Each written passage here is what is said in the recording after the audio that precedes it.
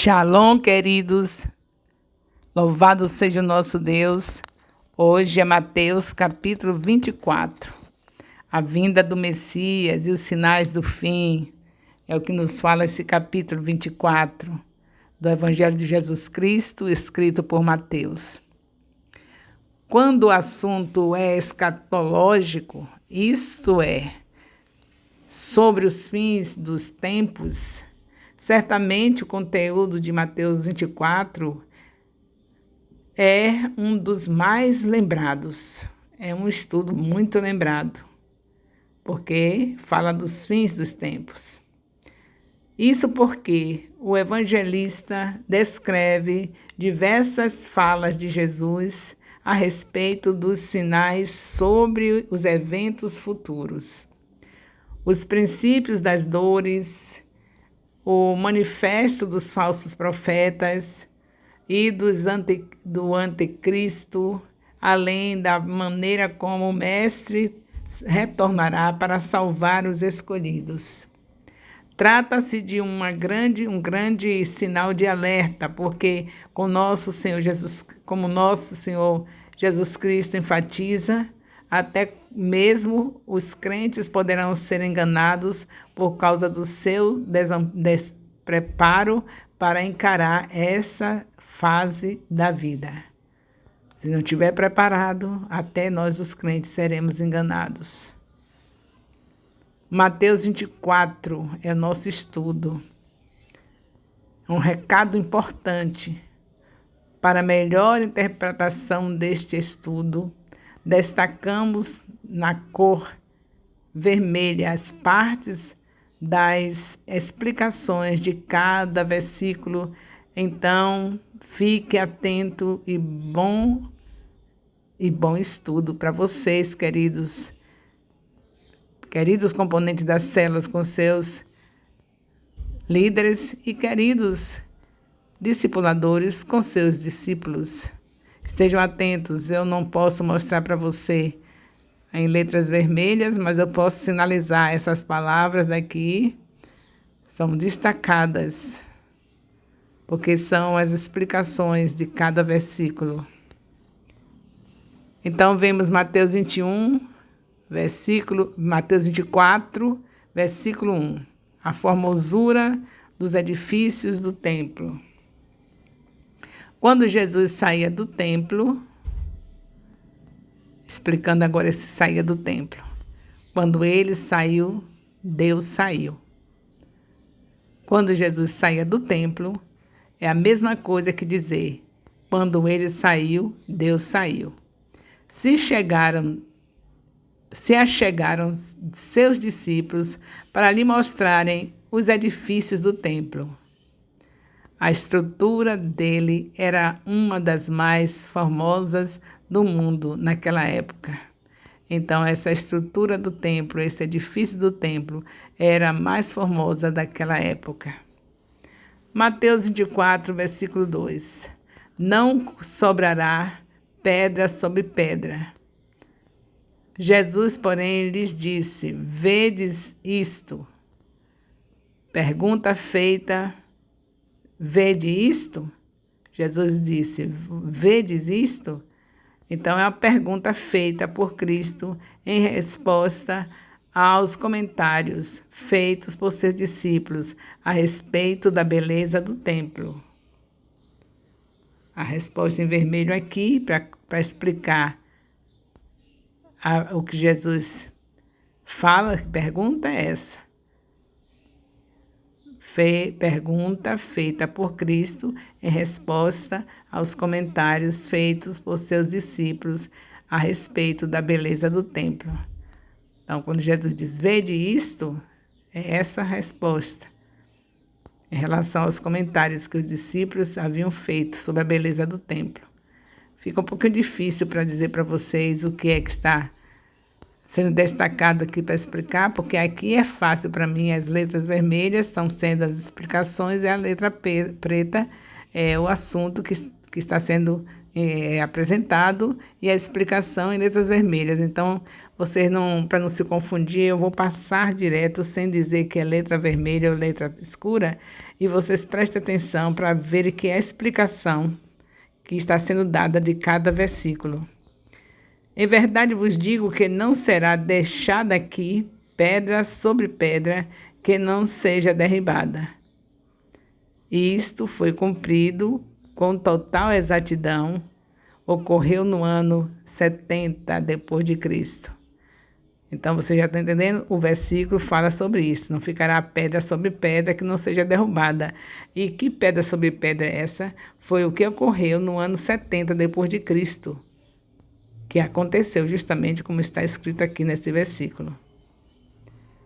Os sinais do fim dos tempos. Mateus 24, versículo 3. Quando acontecerão essas coisas?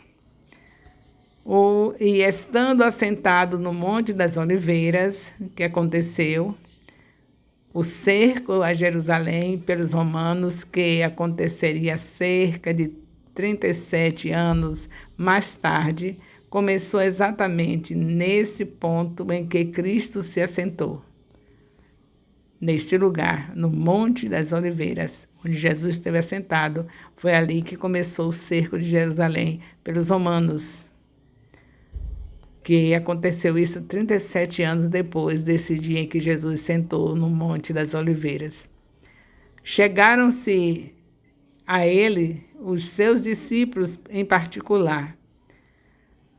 Foram do alcance da audição dos muitos peregrinos que tinham ido à cidade para a Páscoa.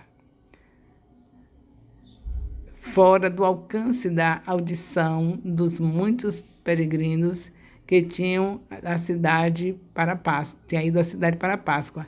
Então chegaram a eles, os seus discípulos em particular, dizendo: dize-nos quando acontecerão essas coisas.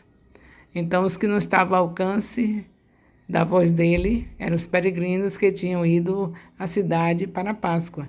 Mas os seus discípulos estavam chegando a ele para ouvir tudo isso. Tem a ver com a afirmação que ele tinha acabado de trazer com a referência à destruição do templo. E que sinal haverá da sua vinda? Refere-se à segunda vinda e do fim do mundo.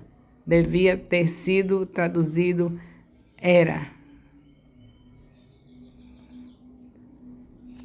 Capítulo 24 de Mateus, versículo 4.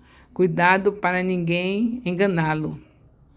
E respondendo Jesus lhe disse: mostrará o futuro da igreja e como ela afetará o mundo todo. Cautelai-vos para que ninguém vos engane. Qualifica o engano como a maior arma de Satanás. Aqui nesse versículo 4 de Mateus 24, está qualificando o engano como a maior arma de Satanás. E Jesus Cristo respondendo, lhes disse o quê? Mostra o futuro da igreja e como ela vai afetar o mundo todo. Então a igreja é responsável por tudo aqui nesse mundo. Se está mal o mundo, porque a igreja não ora. Se a igreja orar, o Senhor sará a terra. E aí nós veremos as coisas que estão acontecendo, é o termômetro da igreja. Se as coisas estão mal, então a igreja não tem orado.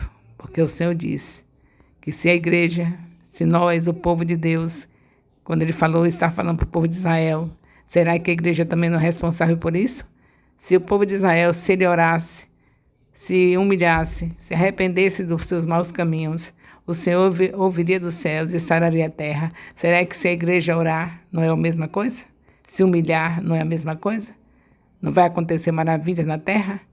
Não vai acontecer essas catástrofes, essas coisas ruins, tudo que está acontecendo se a igreja orar? Mas por que acontece? Porque a igreja não faz o seu papel. Mas como o Senhor jamais vai abandonar aquele que foi entregue na mão de Jesus, o nosso Deus diz que ele escolhe, entrega Jesus e que aqueles que entregam a Jesus, de maneira nenhuma, ele lançará fora. Então a igreja só está livre porque o nosso Deus não tem duas conversas. Ele pagou o preço para nós, mesmo com todas as nossas fragilidades, por ser escolhido pelo Senhor, ele não nos abandona, mas sofremos as consequências da nossa vidinha comum, nossa vidinha sem buscar a obediência à palavra. Sofremos as consequências, porque o mundo vira um caos e a gente está no meio dele. Você tem assalto todo dia, você vê os problemas que estão acontecendo na natureza.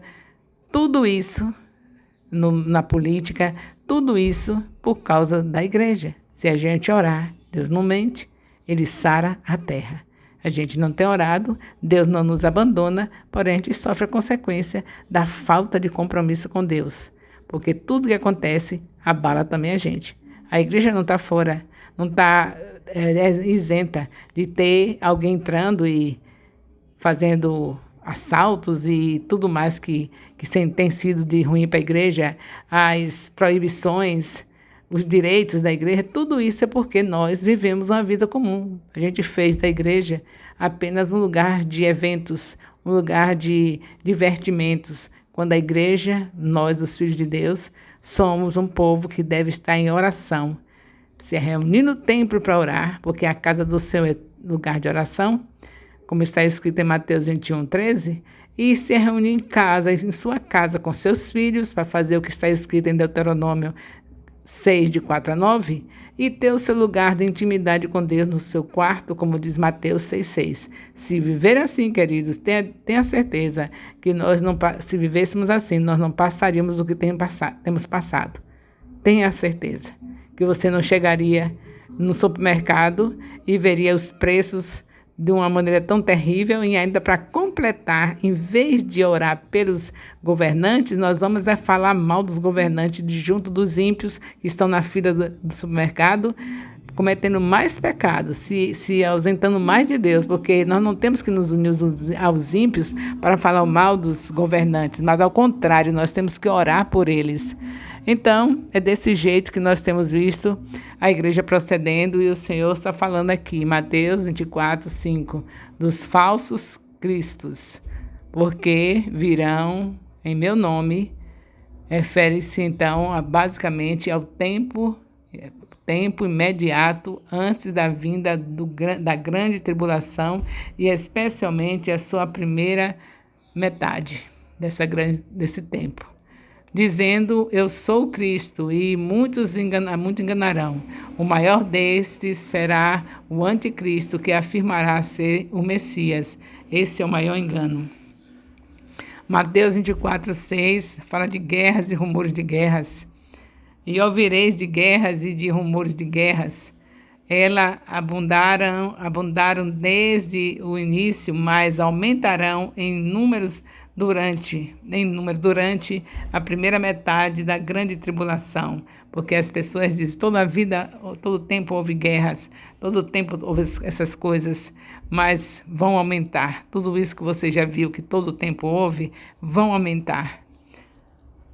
Olhai que não vos assusteis, mister que tudo isso aconteça.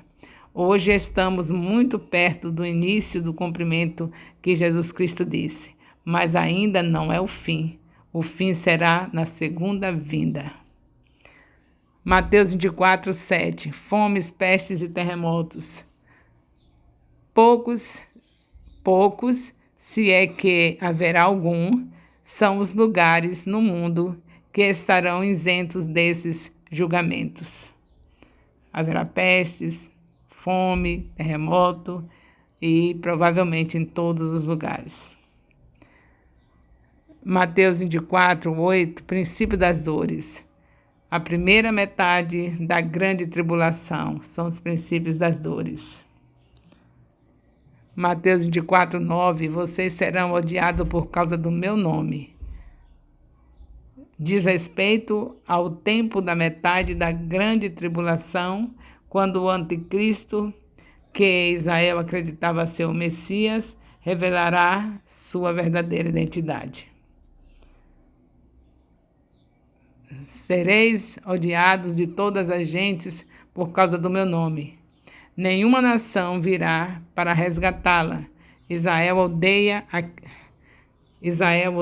a Cristo, mas Cristo é a razão pela qual o mundo odeia Israel. E muitos nesse tempo serão escandalizados. Alguns judeus aceitarão o Cristo, o que se constituirá numa ofensa para outros. E trair-se-ão uns aos outros, e uns aos outros se aborrecerão. Os judeus que aceitarem a Cristo serão os que suportarão o peso dessa animosidade. Mateus 24, 11. Falsos profetas.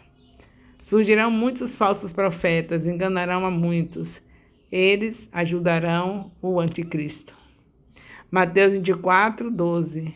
A multiplicação da iniquidade e o esfriamento do amor.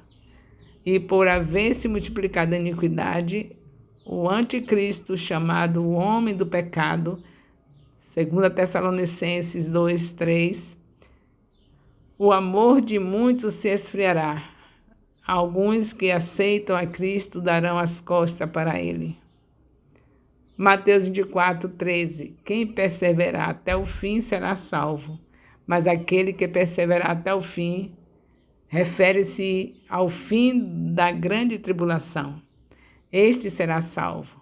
Fala de sobrevivência e não de salvação da alma. Este será salvo. Nessa expressão, este será salvo, está falando de sobrevivência e não de salvação da alma. Mateus 24, 14. O evangelho do reino será pregado em todo o mundo. E será pregado esse evangelho do reino, refere-se ao mesmo tipo de evangelho pregado por Cristo e Paulo. E em todo o mundo, esse testemunho a todas as nações.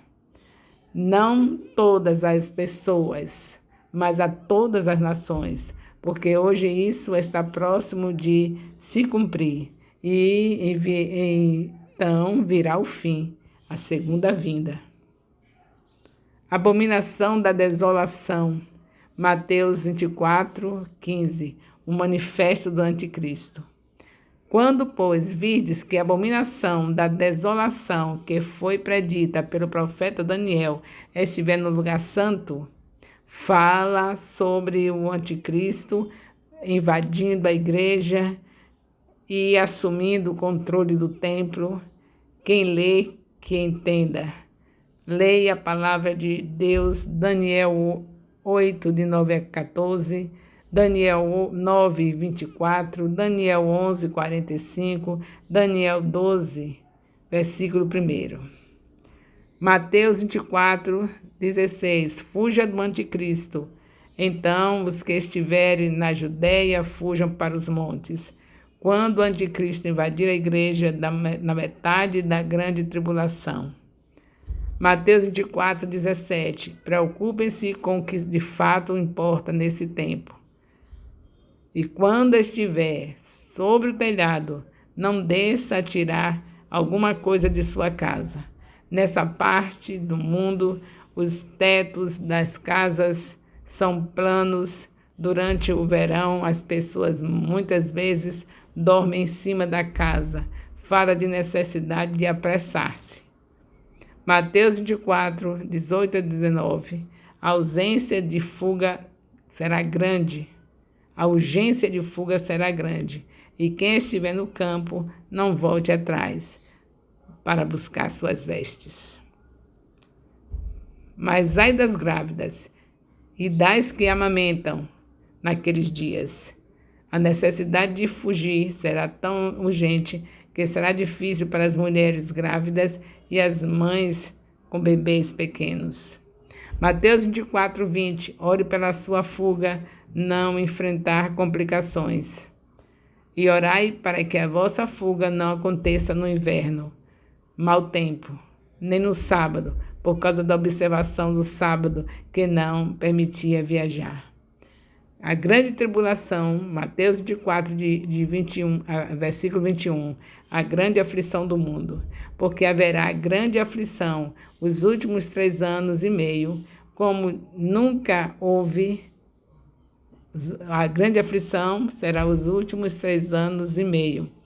Como nunca houve desde o princípio do mundo até agora, nem tampouco haverá jamais.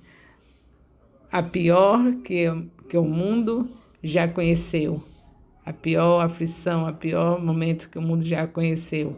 E será tão terrível que nunca será repetida. Mateus 24, 22. Os dias serão abreviados por causa dos escolhidos. E aqueles dias, se não fosse abreviado, nenhuma carne se salvaria. Refere-se a Israel que se aproxima da extinção. Mas por causa dos escolhidos, os salvos, aqueles dias serão abreviados pela segunda vinda. Mateus 24, 23. Não se deixe enganar por falsos apontamentos da vinda de Cristo. Então, se alguém vos disser, eis que o Cristo está aqui ou ali, não lhe deis crédito. Não se deixe enganar. Mateus 24, 24. Mateus 24, 24. Os poderes dos enganadores podem influenciar até os escolhidos, porque surgirão falsos cristos e falsos profetas, o anticristo e o falso profeta, Apocalipse 13, e farão tão grandes sinais e prodígios, que serão oferecidos como prova, de tal maneira que enganarão, se for possível, até os escolhidos, tentará enganar os salvos. Mateus 24, 25. Estamos avisados. Eis que eu vou e vos tenho predito. A intenção é colocar ênfase na seriedade do assunto. Mateus 24, 26. Não acreditem na aparição de Cristo em lugares específicos.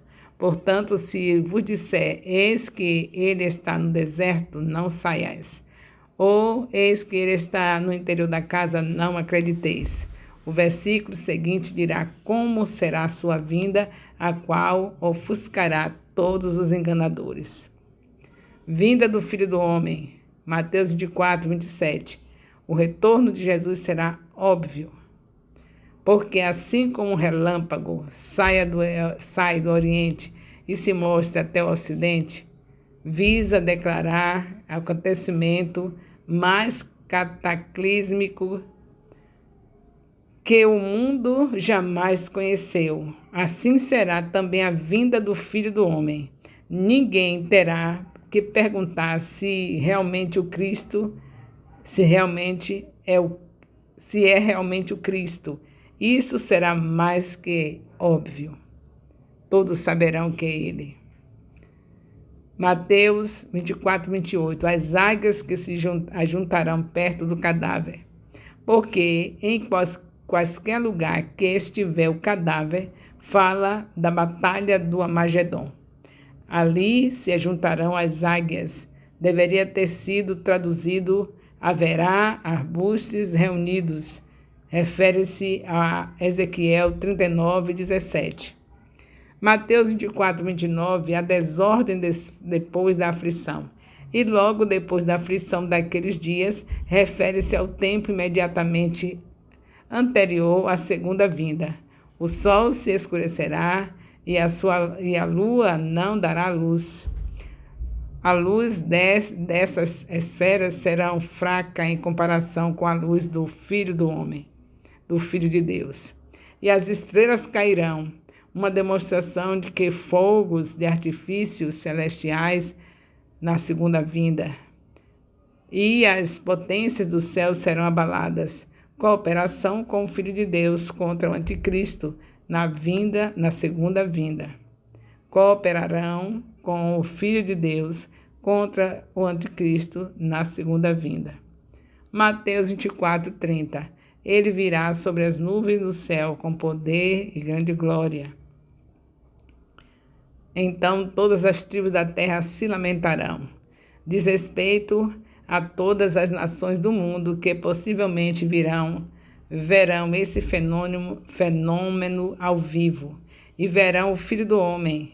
Indica a Cristo em seu corpo humano e glorificado, que virá sobre as nuvens do céu com poder e grande glória. Dá crédito ao pensamento de que grande parte do mundo o verá a sua descida. Mateus 24, 31. O envio dos anjos para reunir os escolhidos. O envio dos anjos para reunir os escolhidos. E ele enviará os seus anjos. Eles serão visíveis com grande voz de trombeta, que anunciará a reunião da igreja, os quais ajuntarão os seus escolhidos, os salvos, desde os quatro ventos de uma a outra extremidade do céu. Os salvos serão reunidos de todas as partes do mundo e levados para Israel. Parábola da figueira, Mateus 24, 32. Os sinais do fim dos tempos parece com o processo de frutificação da figueira. Aprendei, pois, a parábola da figueira. A Bíblia fala de três árvores a respeito,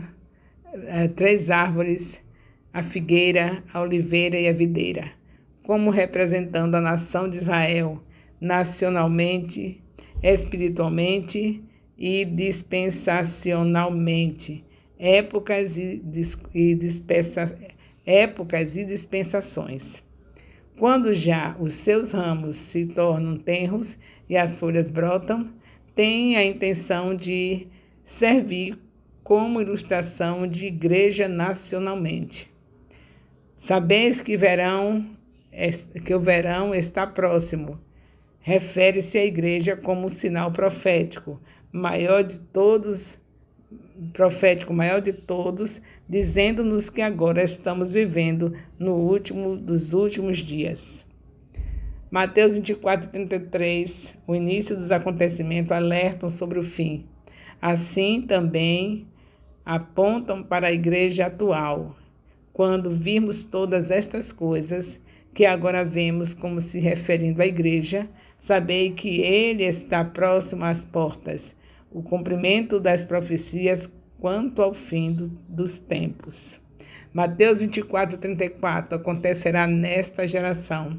Em verdade vos digo que não passará esta geração, a geração dos salvos que estarão vivos no princípio da grande tribulação, e também isso foi uma predição de Cristo que, independentemente dos problemas que a igreja enfrentasse, até mesmo a partir do seu dia, eles sobreviveriam, até que tudo isso aconteça. Sem dúvidas alguma, isso será cumprido.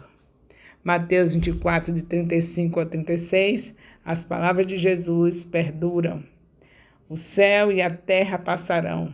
Não se refere à aniquilação, mas a uma mudança de uma condição ou estado para outro. Mas minhas palavras não hão de passar. O que a palavra de Deus diz será. Porém, naquele dia, a hora ninguém sabe, nem ainda os anjos dos céus, nem o filho, mas unicamente meu Pai. Somente o Criador sabe o dia e a hora. Destruição dos ímpios. Mateus 24, 37. A insensibilidade diante das profecias. E como foi nos dias de Noé, assim será também a vinda do Filho do Homem.